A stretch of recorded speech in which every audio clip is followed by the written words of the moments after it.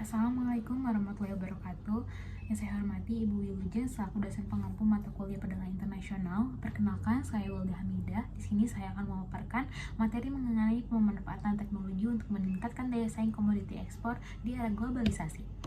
Dapat kita ketahui, di era globalisasi ini kemajuan teknologi sangat mempengaruhi perdagangan internasional dengan memainkan peran penting dalam meningkatkan daya saing komoditi ekspor. Dalam era ini yang semakin kompetitif, penerapan teknologi menjadi kunci bagi negara-negara untuk memperkuat posisi mereka di pasar global. Teknologi tidak hanya meningkatkan efisiensi dan produktivitas, tetapi juga memungkinkan penelusuran, kualitas, dan keberlanjutan produk yang semakin diminati oleh konsumen internasional.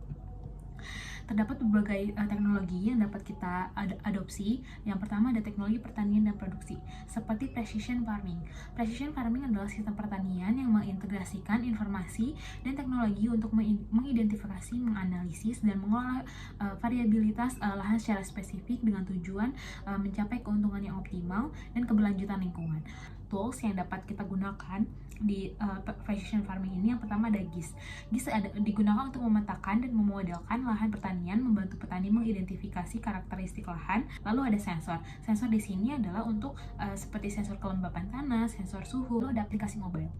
Aplikasi mobile ini dapat digunakan oleh petani untuk mengakses pertanian, menerima notifikasi tentang bagaimana kondisi tanaman.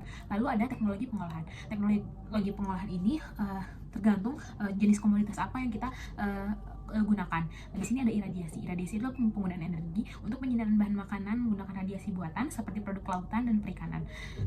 Lalu ada hilirisasi produk. Hilirisasi produk adalah proses mengubah komoditas mentah menjadi produk yang bernilai tambah yang lebih tinggi. Misalnya pengolahan kelapa sawit menjadi komestik atau produk makanan olahan yang meningkatkan nilai jual dibandingkan dengan mengekspor minyak mentah. Lalu ada diversifikasi produk. Diversifikasi produk adalah berkontribusi pada peningkatan daya saing, pengembangan produk turunan dari jagung seperti tepung pati jagung, dan mungkil jagung. Teknologi informasi adalah sangat memainkan peran penting seperti komunikasi yang efisien melalui jarak jauh, seperti penggunaan email, penggunaan aplikasi seperti itu kan mempermudah konsumen dan produsen dalam berkomunikasi. Lalu ada sistem logistik dan pelacakan. Sistem ini adalah untuk melacak pengiriman secara real time apabila kita mau mengekspor atau mengimpor.